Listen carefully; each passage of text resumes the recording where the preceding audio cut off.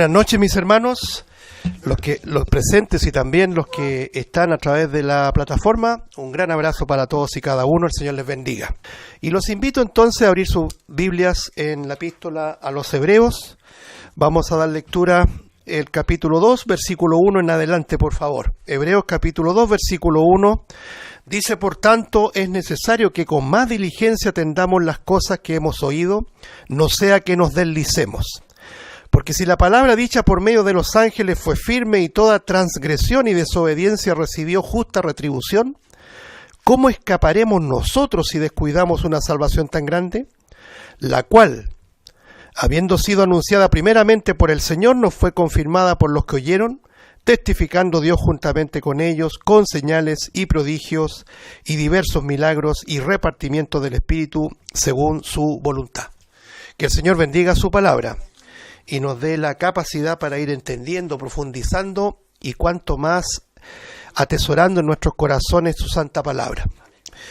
Hemos ya iniciado este capítulo 2, hablando algunas cosas generales, ¿no es cierto? Voy a repasar. Comienza con una conclusión. Es muy importante conectar lo que ya hemos estudiado en el capítulo 1. Es decir, después de haber estudiado sistemáticamente los versículos donde se presenta la superioridad de Cristo, superior a los profetas, los primeros versículos, después superior a los ángeles, ¿cierto? Lo hemos dicho. Viene una conclusión. Por tanto, es necesario que prestemos atención. Esta idea es diligencia, ¿cierto? Que atendamos con diligencia las cosas oídas, no sea que nos deslicemos.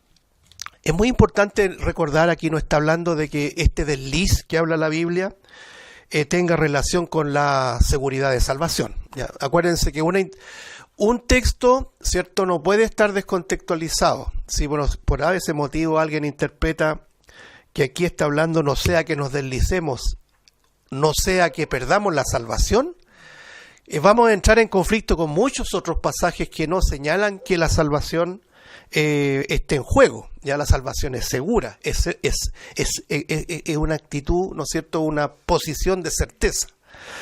Entonces aquí está hablando de no un desliz de pérdida de salvación, sino que está hablando de un desvío.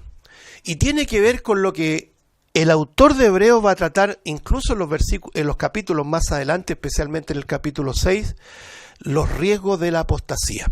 Porque muchos comenzaron en el camino correcto y después volvieron atrás. ¿Por qué? Es muy importante recordar que la epístola está dirigida a una comunidad hebrea, ¿cierto? Lo hemos dicho. Y esa comunidad hebrea, una comunidad mixta, en donde habían creyentes verdaderos, pero también habían creyentes solamente nominales que quizás gustaron del don celestial, aprendieron que la salvación era por gracia, por medio de la fe, todo por la obra de Cristo, pero al corto plazo retrocedieron y volvieron atrás y volvieron a mirar la ley de Moisés, volvieron a mirar el Sinaí. Entonces eso es lo que en definitiva presenta un apóstata, ¿ya?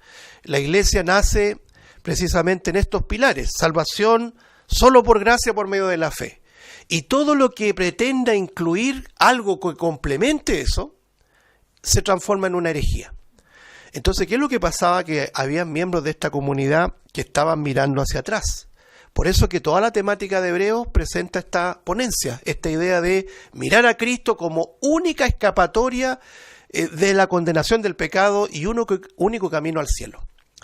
Entonces, lo interesante de esto es que descubrimos que el autor de Hebreos se incorpora, ¿cierto?, literariamente en la problemática. Dice, por ejemplo, es necesario que con más diligencia atendamos, él se incluye, ¿cierto?, primera persona singular, plural, atendamos a las cosas que hemos, ahí nuevamente, que hemos oído, no sea que nos deslicemos, nuevamente se incorpora.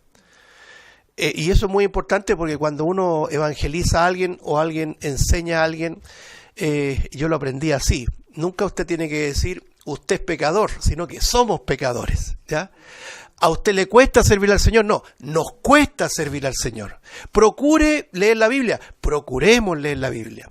Es la sensibilidad de enseñar incorporándose en la problemática. Como Pablo le decía a los Gálatas, ¿cierto? Si alguien sorprende en una falta a un hermano, vosotros que sois espirituales, ¿se acuerda? Restaurarle con espíritu de mansedumbre, considerándote a ti mismo, no sea que también tú seas tentado. Es decir, el autor de Hebreos se incluye en esta problemática. En otras palabras, debemos prestar atención a esta salvación tan grande de la cual vamos a hablar en esta noche, porque si no nos transformamos en desertores, no vamos a perder la salvación, pero podríamos nosotros ser como unos desertores de esta salvación tan grande. Yo, en lo personal, yo me afirmo de las Escrituras, y lo leíamos la semana pasada, es que nosotros estamos atrapados en un ancla firme. De ahí nadie nos mueve, y nosotros no nos queremos mover de ahí. Aunque nos presenten miles de argumentos que algunos vengan a decir, mire, no es solo por Cristo, usted tiene que guardar los días de reposo, tiene que abstenerse de ciertos alimentos, tiene que hacer esto o cual cosa, tiene que guardar sacramentos, etcétera, etcétera. Nosotros, hermanos, no nos movemos un milímetro de la cruz de Cristo. Él consumó la obra de una vez y para siempre. Lo leíamos la otra vez, como lo dice Hebreos capítulo 10, ya vamos a llegar a algún momento allí. Dice que Él ofrendó su vida en un sacrificio, ¿cierto? En una ofrenda, una vez y para siempre. Por lo tanto, todos los sacrificios que los sacerdotes de Israel hacían continuamente no podían quitar el pecado. Pero el sacrificio de este Salvador potente, que es Jesucristo nuestro Dios y nuestro Salvador y Señor, fue de una vez y para siempre y nos hizo perfectos, es decir, aptos para entrar al cielo. Es un insulto al Señor decir, aquí falta algo que agregarle. Saben, hermanos, ni siquiera nuestra perseverancia es nuestra. Es que somos de Él. Dice la Biblia, nosotros no somos de los que retroceden para perdición, sino de los que tienen fe. Es un don. La fe es un don, es un regalo.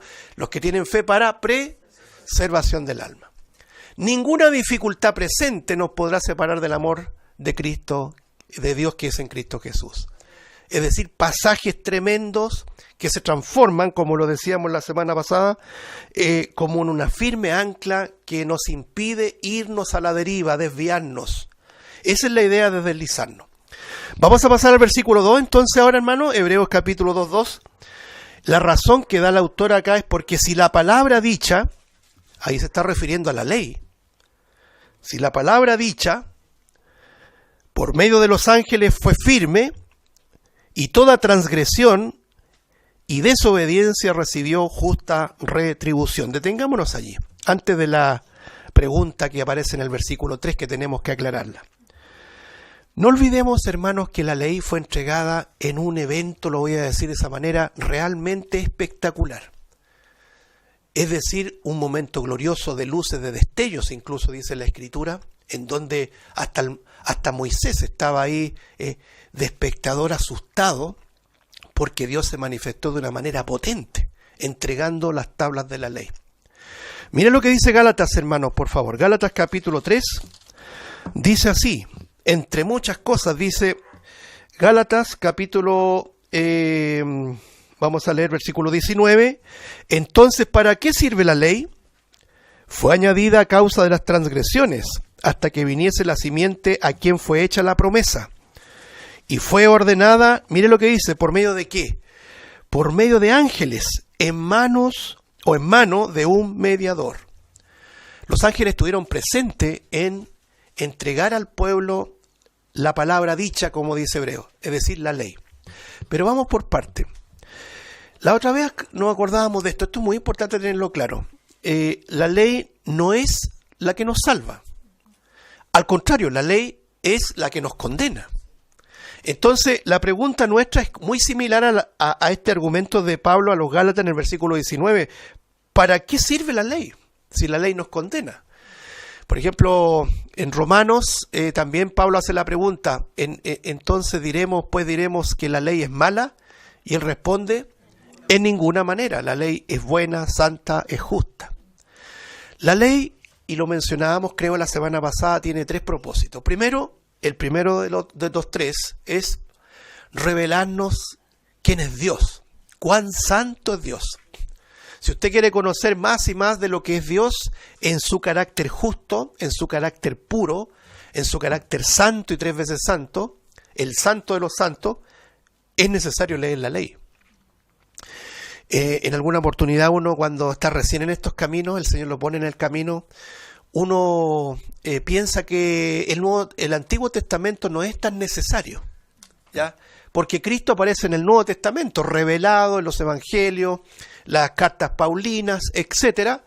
Entonces uno de alguna manera subestima el Antiguo Testamento. ¿Cuán equivocado puede que hayamos estado más de uno de nosotros?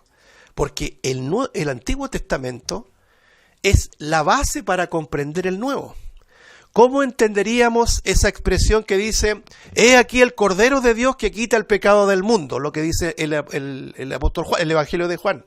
No lo podemos entender sino a la luz del Antiguo Testamento. Hubo muchos corderos, mucha sangre que se derramó, pero cuando vino Cristo, fue el Cordero, de manera singular, única, único en su género, el que fue sacrificado en la cruz, con una muerte realmente eficaz. Es decir, no necesita morir de nuevo. Pero antiguamente se necesitaba uno tras otro sacrificio, mucha sangre derramada, muchos corderitos, palominos, etcétera, para poder expiar el pecado del pueblo, pero ninguno podía quitar el pecado del pueblo. Pero el Señor sí lo quitó. Entonces, nos vamos al Antiguo Testamento, descubrimos la ley y descubrimos cuán santo es Dios. El primer propósito. El segundo propósito es comprender cuán pecadores somos nosotros. El apóstol Pablo dice, la ley es buena, la ley es justa, la ley es santa, porque gracias a la ley descubro cuán pecador soy. No sabría que soy codicioso si la ley no dijera, no codiciarás. No sabría que soy un mentiroso si la ley no dijera, no mentirás, y etcétera, etcétera. Todos los pecados, este amplio abanico del pecado sale, ¿no es cierto?, descrito en esa ley justa, en ese carácter santo de Dios. Entonces entendemos de que Dios es santo y entendemos que nosotros somos pecadores. Ahora, el tercer propósito de la ley es llevarnos a Cristo. Maravilloso, hermano, es una obra de Él y solo de Él. La ley no nos deja en la culpabilidad del pecado. La ley no solamente nos convence de pecado, de justicia y de juicio, que es una obra en conjunto con el Espíritu de Dios, sino que la ley conjuntamente con desnudarnos ahí frente al Dios Santo nos cubre y nos lleva a las vestiduras de Cristo, es decir, a la justicia de Cristo. Nos lleva a aquel, el único Salvador, no hay otro, ni Buda, ni Confucio, ni nadie más. Por eso que el cristianismo es cismático, pues, hermano, no es ecuménico. No hay salvación fuera de Cristo. La ley nos lleva solamente a Cristo porque es el único que nos puede redimir de la condenación de la ley. Entonces la pregunta es bien clara en su respuesta. ¿Para qué sirve la ley? Aquí lo dice de esta manera, fue añadida a causa de las transgresiones. ¿Cómo nosotros pudiéramos haber entendido de que éramos pecadores, que estábamos al borde de la condenación eterna, sino gracias a la ley? Que dicho muy de paso, cuando predicamos el Evangelio siempre citamos, al menos frecuentemente, ¿cierto?, Romanos 6:23, porque la paga del pecado es muerte. Qué bueno es cuando usted llega a una persona, ¿cierto?, y como lo decíamos delante, decirle, tú y yo somos pecadores. No, tú eres pecador. No, somos pecadores. Y no hay salida a esto sino a través de la obra de Cristo. Y el argumento es porque la paga del pecado es muerte. La ley demanda la muerte del pecador. Pero gracias al Señor, lo decimos de la profundidad de nuestro corazón y de gratitud, ese versículo de Romanos 6:23 tiene dos cuerpos, tiene dos fases. Primero, la ley implacable de Dios, pero también la dádiva, el regalo, el don de Dios, que es vida eterna en Cristo Jesús, Señor nuestro. ¿Cómo no vamos a hablar de este bendito evangelio, hermano? De esta salvación tan grande. Vamos entendiendo que el autor de Hebreos está presentando esta temática. No hay escapatoria fuera de la obra de la cruz. Que sacan con mirar al Sinaí, que sacan con mirar la ley de Moisés, los sacrificios y todo lo que ocurrió en el Antiguo Testamento, si no hay escapatoria fuera de Cristo. Entonces, aquí dice en el Gálatas 3:19 que esta ley fue ordenada por medio de ángeles. Mire la similitud con lo que dice Hebreos. Porque si la palabra dicha por medio de los ángeles fue firme, es decir, la ley fue entregada en un destello tremendamente glorioso donde millares de ángeles participaron allí. Mire, echemos una miradita primero, antes de seguir en este desarrollo. El mismo Hechos capítulo número 7, en el testimonio del primer mártir de la, voy a decirlo así, de la iglesia, ¿cierto? Mire lo que dice en Hechos 7:53. Estaba al borde ya de la muerte, sentenciado por los judaizantes, lo mataron, lo lapidaron, imagínense. ¿Cuál fue el pecado, cuál fue el crimen de este Esteban? Ser fiel al Señor. Increíble, ¿eh?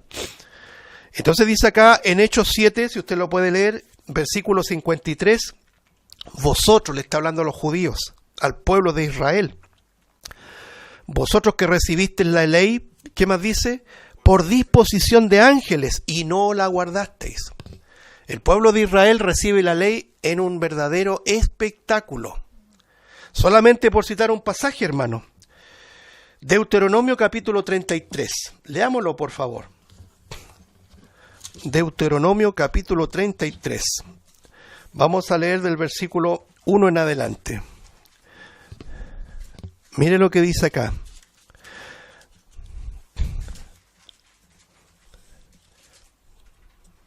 Aquí Moisés está trayendo a la memoria todo lo que vivió el pueblo, este pueblo tosudo, ¿no es cierto? Que inclusive en algún momento el Señor prueba el corazón, la sensibilidad de Moisés y quería destruirlo. Era un pueblo querelloso, un pueblo que a pesar de que el Señor lo sostenía, lo preservaba, era ingrato con el Señor, ¿no es cierto? Que de alguna manera representa fielmente nuestro corazón, hermano. Yo no me siento, yo sé que tú tampoco, no nos sentimos mejor que Israel. Entonces, este pueblo fue preservado por la fidelidad de Dios y prueba a este varón llamado Moisés y ya pronto a su muerte dice lo siguiente. Deuteronomio 33:1 dice, esta es la bendición con la cual bendijo Moisés, varón de Dios, a los hijos de Israel antes que muriese, y dijo, Jehová vino de Sinaí, el monte de Sinaí, que siempre lo mencionamos, y de Seir les esclareció y resplandeció desde el monte de Parán. Seir y Parán es lo que rodea el monte Sinaí, el desierto, las localidades que están ahí rodeando el Sinaí. Es decir, lo que está diciendo que hubo un resplandor que se vio desde el desierto de Seir hasta Parán. Entonces dice acá, resplandeció desde el monte de Parán y vino de entre 10 millares de santos. Aquí estos 10 millares de santos se refiere a ángeles, son seres angelicales. ¿Y con qué viene? Dice, con la ley de fuego a su mano derecha. Bueno, si nosotros seguimos indagando en el Antiguo Testamento, descubrimos que esto fue un hecho realmente destellante, glorioso. ¿Y sabes lo que me trae a la memoria? La segunda venida de Cristo.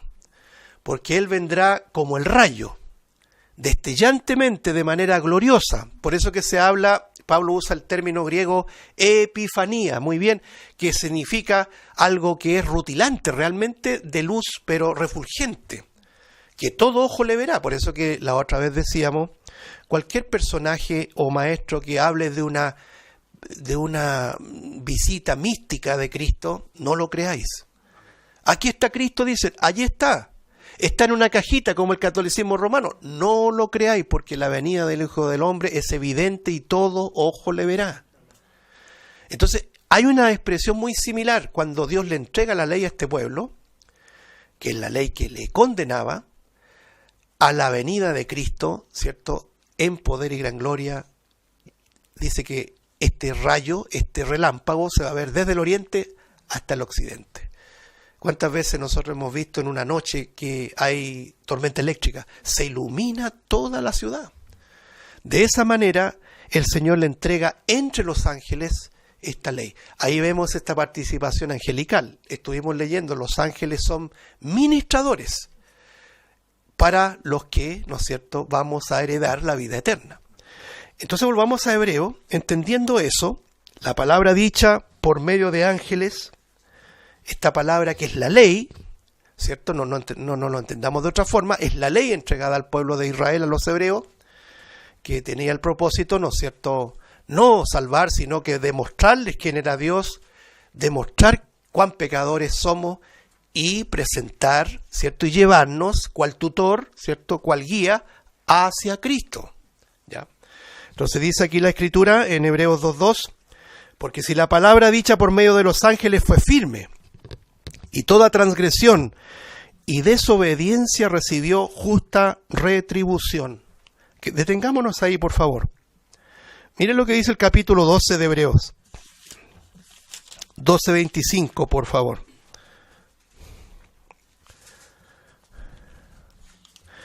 Es algo muy interesante que nosotros vamos a mencionar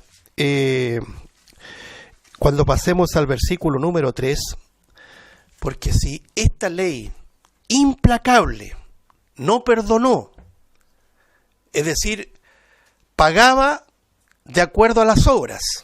Imagínense si fuéramos salvos por eso, no podríamos ser salvos. Toda transgresión es retribuida con castigo. Entonces dice más adelante, ¿cómo escaparemos? Si descuidamos, si despreciamos, si subestimamos una salvación tan grande que es en Cristo. Lo mismo que dice aquí Hebreos capítulo 12, versículo 25. Mirad, esto es, está atento, mira, observa, pon atención, que no desechéis al que habla. Se refiere al Señor que entregó la ley, es el mismo contexto. Porque si no escaparon aquellos que desecharon al que los amonestaba en la tierra, mucho menos ustedes, no, dice nosotros, si desechamos al que amonesta desde los cielos. La misma temática. Subestimar la salvación es simplemente apostatar y no haber nacido de nuevo, porque el que nace de nuevo se aferra de la cruz de una vez y para siempre. No hay escapatoria fuera de Cristo. Quiero que veamos un par de pasajes, hermanos, de lo implacable de la ley. Porque debemos entender que ningún hombre fue salvo por la ley. Ninguno. El único que cumplió toda la ley se llama Jesucristo. Cumplió toda la ley. Y cuando hablamos de toda la ley, aunque erróneamente yo no comparto esa idea de ley moral y ley ceremonial. Como que si el Señor hablara de leyes. ¿Sabe por qué es peligroso hablar de eso? Porque los adventistas del séptimo día, para justificar su doctrina del día sábado, de no comer cerdo y etcétera, ellos separan la ley moral de la ley ceremonial. Entonces se pregunta, ¿por cuál ley murió el Señor? ¿Por la moral o la ley ceremonial? Y ellos dicen por la ley ceremonial. No, el Señor murió por la ley. No existe el concepto de las leyes. El Señor habló de la ley y los profetas. Entonces, esa subdivisión o división de la ley fue creada como una idea teológica para justificar ese velo que tiene esa religión llamada Adventista del Séptimo Día, que en definitiva se transforma en una herejía, hermano. Hay que decirlo con sus letras, porque hoy día en días de ecumenismo no importa que sea adventista, testigo de Jehová, mormón, ¿cree en Cristo? Sí, listo, vamos, súbete al bus, vamos todos en el mismo bus. Todos los caminos conducen a Dios. No, el único camino que conduce a Dios es Jesucristo. Y Jesucristo el que se revela en la Biblia, ese que dice yo y el Padre uno somos. No un Cristo pequeño, no un Dios menor, no un solo testigo fiel y verdadero, sino que Dios hecho carne. Entonces se empieza a acotar, ¿se fijan? Entonces, la ley, mis hermanos, implacable, ¿ya? Y la ley condena al mejor. Eso es lo maravilloso que aprendemos en Cristo Jesús. En la gracia se salva el peor. Aquí vemos un grupo, los que están siguiendo la reunión podrán decir, ¿cuál es el primero? Yo soy el primero de los pecadores. Tú también a lo mejor dices, no, yo soy el primero. Porque el Espíritu nos convence de cuán miserables somos. Por eso es bueno leer la Biblia, por eso es bueno sumergirse en este mar de luz, ¿cierto? De luz de Dios, por supuesto, que nos ilumina y nos descubre no nuestras capacidades y nuestros méritos, sino al contrario, cuán pecadores somos, ¿se entiende? Y conjuntamente con ello levantamos nuestras manos y decimos, gracias Señor, gloria a Dios por esta salvación tan grande. Entonces, Veamos un par de casos. Vámonos a Levíticos 10, hermanos, por favor. Vamos a descubrir con un par de pasajes cuál implacable es esta ley, a tal punto de que toda transgresión y desobediencia recibió su justa retribución. No hubiese querido estar en ese tiempo, hermano, ¿eh? Imagínense, hermano. Mire, por ejemplo, acá aparece en el Levítico 10 un archiconocido pasaje, los hijos del sumo sacerdote Aarón. Uno dice, en un sentido muy evangélico, los hijos del pastor son salvos porque tú y tu casa serán salvos. ¿Se acuerda que escuchamos esa noticia? No, la salvación es personal. El Señor no tiene nietos, solamente tiene hijos. Por eso que uno le transmite a los hijos, la salvación es personal. Cada uno debe creer en el Señor Jesucristo como su Señor y todo suficiente Salvador para ser salvo. Aquí están los hijos de Aarón. Mire lo que ocurrió. Nadab y Abiú, hijos de Aarón, tomaron cada uno su incensario y pusieron en ellos fuego, sobre el cual pusieron incienso, y mire lo que dice, y ofrecieron delante de Jehová fuego extraño que él nunca les mandó. ¿Qué es lo que pasó? Versículo 2, podría haber habido una amonestación, ¿cierto? Una reprensión, no. Versículo implacable, la ley. Y salió fuego de delante de Jehová y los quemó, y murieron delante de Jehová, inmediatamente, fulminados ahí, porque la ley es implacable. Ninguno de nosotros puede sobrepasar, saltar, ¿cierto?, esa valla enorme que se llama la ley de Dios. Y estos hijos del sumo sacerdote, uno diría, ¿qué tan grave fue? Hoy día tenemos una idea muy liberal de lo que es Dios. La otra vez veía una, comilla, alabanza, todos sangoloteando al merequetengue ahí, ¿no es cierto?, bailando con una frase repetida, porque Jehová, y vamos, bailando con tumbadoras, qué sé yo. Yo soy un convencido de que hay mucha gente, hermano, sin ser presumido, evangélicos, que no conocen quién es Dios. Y por eso tenemos el deber, hermanos, de presentar este Dios implacable, santo. Yo no me puedo imaginar, y esto no quiero caer en el legalismo, un Dios sangoloteándose al son de la cumbia, de la salsa, del reggaetón, de lo que sea, que motiva la carne, pues, hermano. Cánticos espirituales, decía el Señor. Fuegos extraños son los que se levantan hoy día. Entonces, a Nadab y a Abiú cometieron el error de echar en el incensario. Eso estaba legislado en el libro de Éxodo, lo que tenían que hacer, especies aromáticas que eran claramente determinadas. Y quizás con esa sapiencia humana que uno dice, no seas tan legalista, ¿ah? Es como cuando hacen la cena. Yo me acuerdo que yo me enteré de una iglesia que hacía la cena con, en ese tiempo existía el jugo Hickory Hill, ¿se acuerdan los más viejos? El Hickory Hill de uva y una marraqueta. Anda a comprar una marraqueta donde la señora Juanita y vamos a hacer la cena. De esa manera. Entonces uno aplica esa sapiencia humana, ese raciocinio humano, ese liberalismo humano, fuego extraño. La diferencia es que hoy día estamos bajo la gracia. Estamos en un tiempo de providencia de Dios. Si no fuera así, hermano, ¿se acuerda Ananí y Zafira? Cayeron fulminados ahí, por mentirosos. Entonces, en el tiempo de la ley, esto era implacable. Nadab y Abiú infringieron la ley, transgredieron el santo mandamiento relacionado con el uso de los elementos del mobiliario, de los utensilios, del incensario. Fuego extraño, sale fuego y los quemó a todos. Y después advierte a Moisés lo que estaba pasando. Si el Señor se enfurece, la furia de Jehová es implacable, hermanos. ¿Y sabe por qué lo digo así? Para que logremos entender lo que significa estar en Cristo. Ya no está la ira sobre nosotros. Nosotros nos portamos de tal manera que diariamente transgredimos su ley. En pensamiento, en actos, en omisión. Pero la ley ya fue aplacada una vez y para siempre en la cruz de Cristo. Y Él no nos mira ahora como culpables, nos mira como que si nunca jamás hubiésemos pecado. Entonces, a uno le da una tranquilidad y una paz enorme porque nuestras obras, lo que hagamos, dejemos de hacer, no va a cambiar en nada lo que Cristo ya hizo por nosotros. Lo que no se traduce, como algunos quieren concluir y imputarnos esa mala interpretación de que estamos enseñando de que si Cristo ya murió por nosotros y por consecuencia ya somos salvos para siempre, entonces vivamos como queramos. No, el que saque tal conclusión es que no ha entendido el Evangelio. El creyente verdadero quiere siempre agradar a su Señor.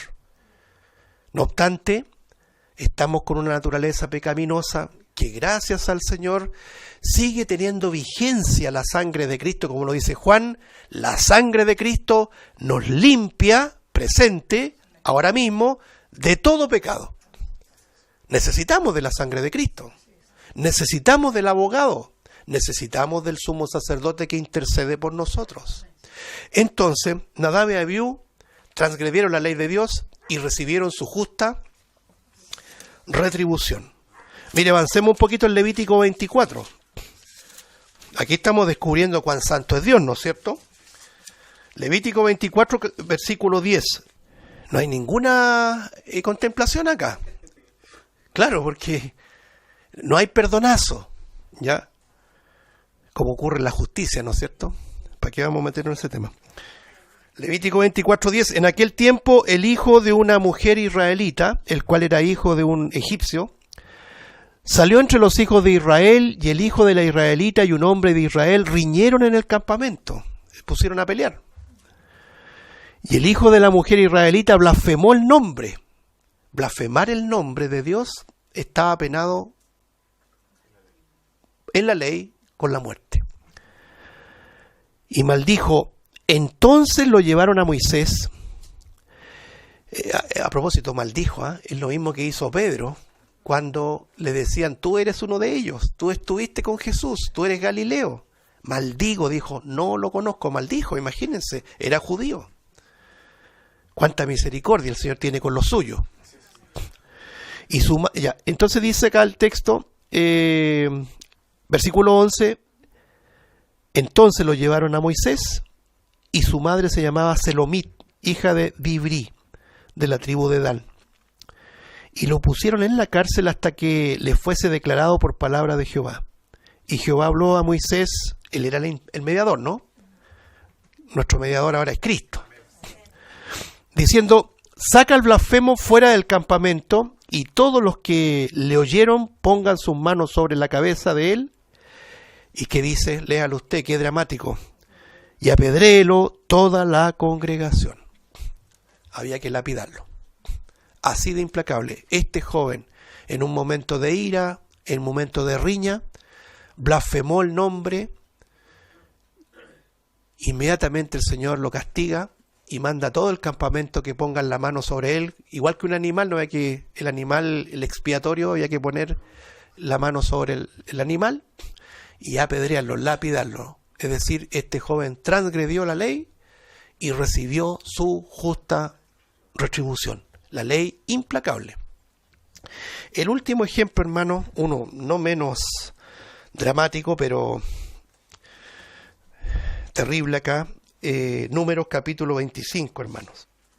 Números capítulo 25, por favor, vamos a dar lectura al versículo 1 en adelante. Dice así: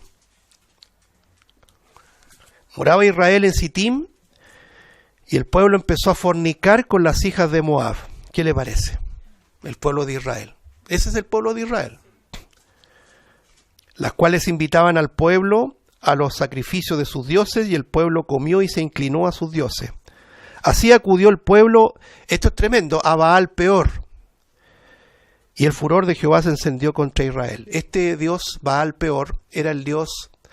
Los Baales se adoraban en todas las regiones de los cananeos, ¿no es cierto? Y en la zona de los moabitas, que he dicho muy de paso, a ver si mis hermanos me ayudan, de Moab vino una mujer. ¿Cómo se llama esa mujer? Ruth.